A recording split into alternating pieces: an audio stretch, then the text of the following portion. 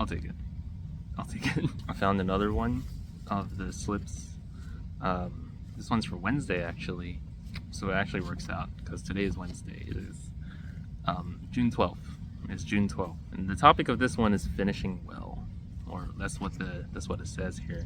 And the verse is 2 Timothy 4:6-8. I'm going to read it out for you here. It says, "For I am being poured out like a drink offering, and the time has come for my departure.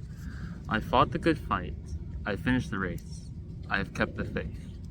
Now there is in store for me the crown of righteousness, which the Lord, the righteous judge, will award to me on that day, and not only to me, but also to all who have longed for his appearing."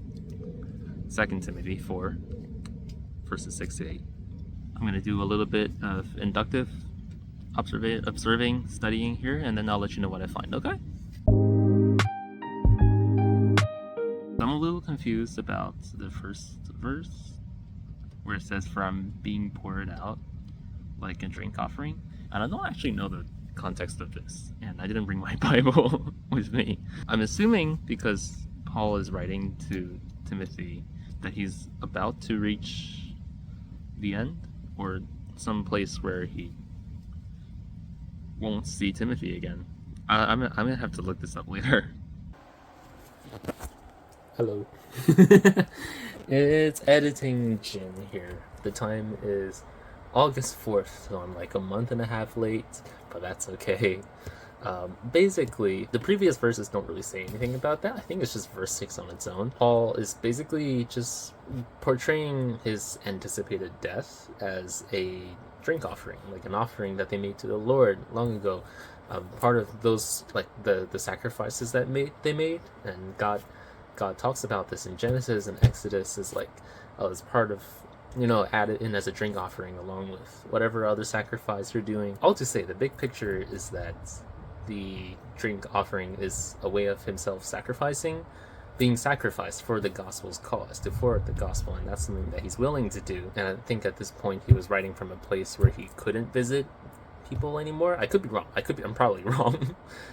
But yeah, basically that's the whole thing. Like, oh, he's being poured out, and he's expecting to die. The time has come for my departure, is what he says. And in full confidence, he knows that he's fought the good fight, and he's finished the race, and he's kept the faith. And he knows that in heaven there will be a reward for him.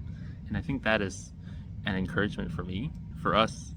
Paul is the example of how you become zealous for God. He's been going out everywhere. He's trying to bring the kingdom of God close, and he's come to the end of his life, and he knows that he did his best. He was carrying through with his mission the whole way through, and I think that's really cool. It's the way that he's so confident about this. He knows that he's gonna receive the crown of righteousness. That last sentence there, "Now there is in store for me the crown of righteousness, which the Lord, the righteous judge, will award to me on that day.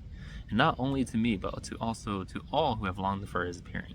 I think it's really encouraging to me. That's like Paul is the kind of person that you want to be confident in what you've done and what you did. So how do I apply this to my work life? There's something about those last words, "to all who have longed for his appearing," that really struck with me. And I don't know what it is, but recently, it might just be talking to my friends, or it might be just hearing about the stories of people inviting their friends to church, or seeing the fruits of what happens when that happens, hearing stories and seeing people pray for each other just on the spot. There's this longing in my heart that's growing, where I want to see people come to the faith, and not just any person. I want to see my friends come to faith in Jesus. Having experienced the joy of a Christian community, and having experienced the joy of reaching the goal of being with God together, I want to share that joy with other people. At work, I feel like it's not as easy as saying, "Hey, study the Bible with me," because we have a common goal, but it's not to God. But still, I long for God's appearing,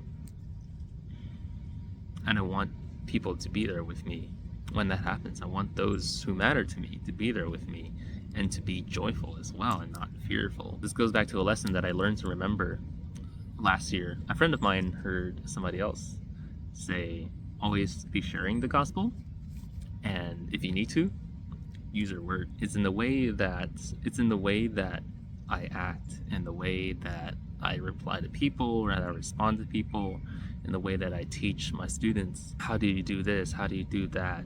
How the way that I'm describing things and the way that I'm developing them, that I really should be keeping Jesus in mind. Like, how would how would Jesus do this? You know, does this reflect the gospel? Does this reflect what Jesus has done in my life? It's also not to say that people will just automatically go up after seeing you be really nice and be like, hey, where'd you learn to be so nice? And I'd be like, oh, I'm a Christian, come to church with me. There will be times when you need to actively say, hey, I'm a Christian. It's in those times where you're also longing for his appearing, right? There's no need to be scared, and there's no need to be worried about what will happen next. Because if I'm longing for Jesus to come back, I want Jesus to come back as soon as possible. Like, oh my goodness. I want Jesus to come back ASAP. So what does it matter if I get rejected? What does it matter if, people laugh at me? Okay, it matters a little bit. I'm self-conscious, so it matters a little bit. But in the grand scheme of things, it doesn't matter. Our mission is to get the message out there. Hey, there's good news. Jesus come to save you. And he saved me.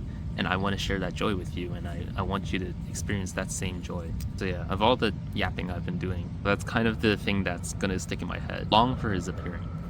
Long for God's appearing. Long for the Lord coming back. Long for Jesus' return. Everything I do it like you want Jesus to come back. Of course, it's easier said than done, and there are practical ways of doing that, but I'm not going to get into those. This is just the conclusion I draw from this passage, this little piece of paper here. That's all. Have a blessed day. Bye-bye.